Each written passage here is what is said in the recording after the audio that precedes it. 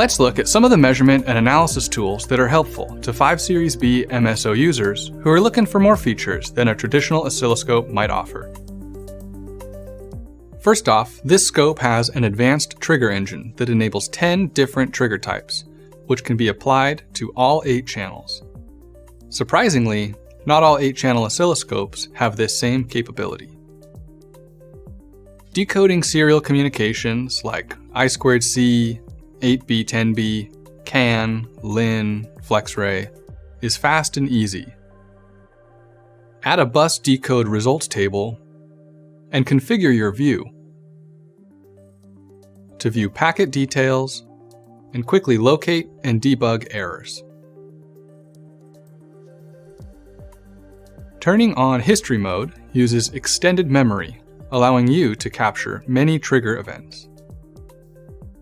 You can stop when you see something interesting and quickly review those prior events.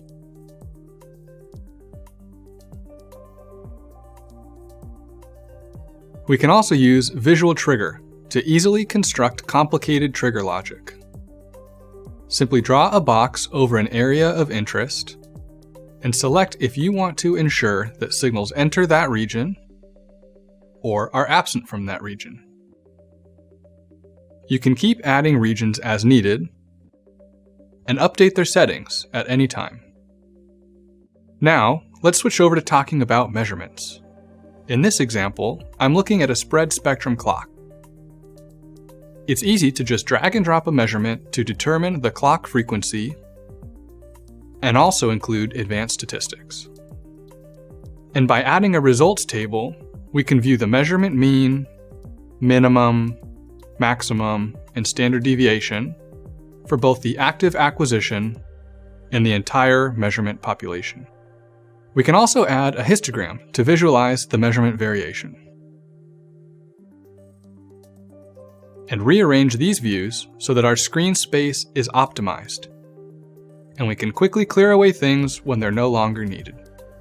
When you think that signal behavior has a repeatable nature, it's easy to add a time trend and confirm that assumption. Here's an example where a spread spectrum clock frequency is triangularly modulated.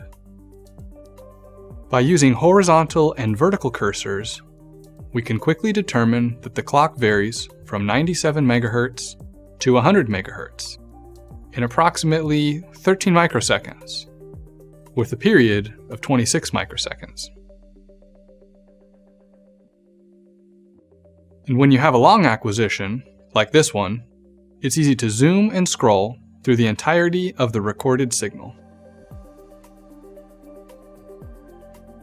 And when you know what you're looking for, like a pulse width less than 6.24 nanoseconds like in this example, you can also use the search functionality to pinpoint and cycle through each occurrence that meets your criteria.